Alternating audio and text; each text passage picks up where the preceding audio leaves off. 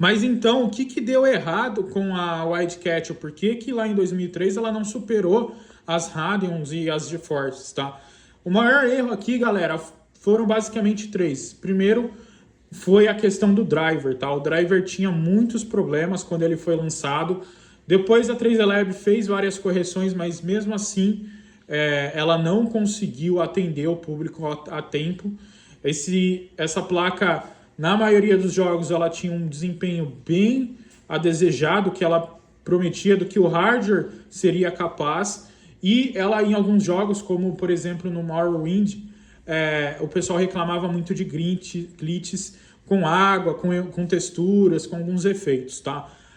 Depois também tinha a questão da placa ter uma banda de memória baixa, então ela era uma placa de 64 bits, quanto a GeForce tinha uma banda de memória que era o dobro, basicamente, né, 128 bits, o que para textura, para shader, ajuda muito, tá? E por fim o preço, tá? Essa era uma placa que na época saía por $500, tá? O preço base dela.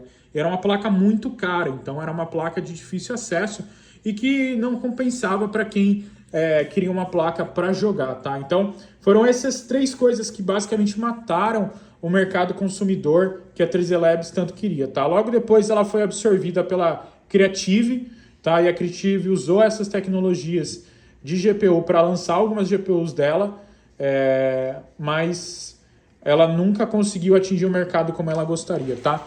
Mesmo assim, eu acho uma placa muito interessante, tá? A Wildcat VP, e é uma placa bem difícil de achar. Eu tô para falar para vocês que funcionando perfeitinha a 880 Pro e a 990 Pro, talvez seja mais difícil que achar que algumas Voodoos aí, tá? Que algumas GeForce 4 Ti, 4600, por exemplo, tá? Isso porque essas placas eram muito caras e elas não foram super vendidas, tá? Elas não foram super vendidas. Acabou que elas foram mais vendidas no mercado profissional, tá? Para quem fazia renderização 3D, para quem trabalhava com CAD, usava essas placas aqui, tá?